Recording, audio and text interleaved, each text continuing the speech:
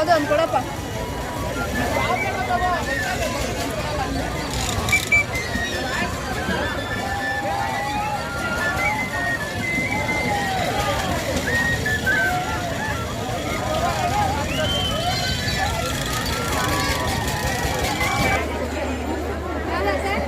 अरे भाई अप्पा यार जाओ मोच चल जाना दुकान में लगा तेरे खड़ा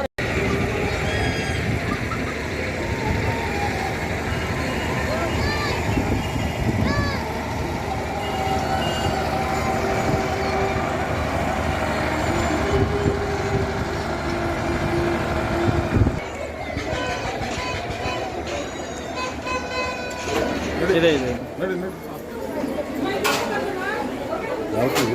ಸರ್ ಈಡನ್ಸ್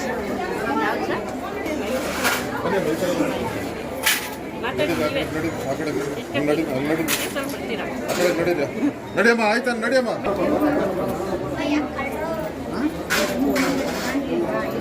ನಮಸ್ಕಾರ ಬರ್ರಿ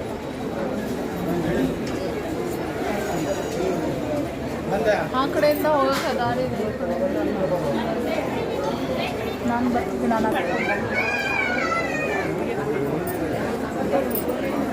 ಬನ್ನಿ ಬೈ ಕಡೆ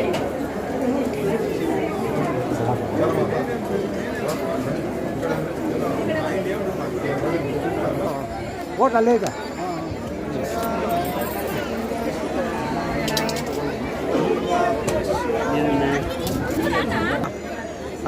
ಇದು ಫಸ್ಟ್ ಟೈಮು ಬರ್ತಾ ಇರೋದು. ಹೆಂಗೆ ಅನ್ನಿಸ್ತಿದೆ ಈ ಜಾತ್ರೆ ಮಹೋತ್ಸವಗಳೆಲ್ಲ ನೋಡ್ತಾ ಇದ್ರೆ? ಚೆನ್ನಾಗಿದೆಯಾ? ಓಕೆ ಮೇಡಮ್, ಎಲ್ಲಿಂದ ಬಂದಿದ್ದೀರಿ?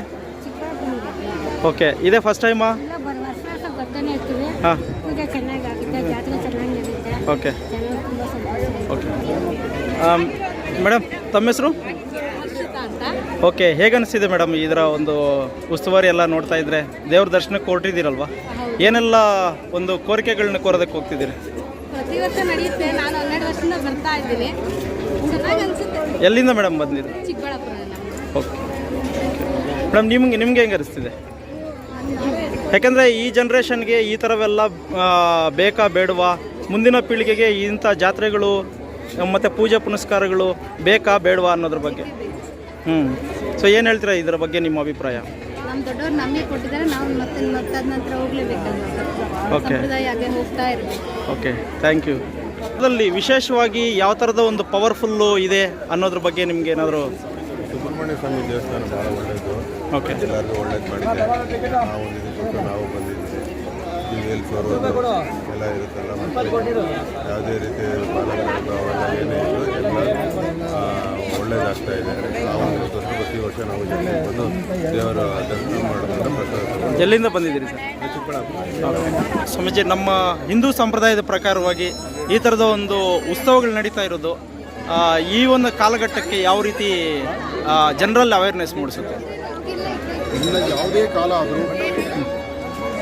ಯಾವುದೇ ಆದರೂ ಮಾಡುವಂತಹ ಧರ್ಮ, ಸಂಸ್ಕೃತಿ, ಸಂಪ್ರದಾಯ ಇವತ್ತು ಇಡೀ ಭಾರತ ದೇಶವೇ ಸಹಿತ ತಿರುಗಿ ನೋಡುವಂತಹ ಕ್ರಮ ಇದೆ.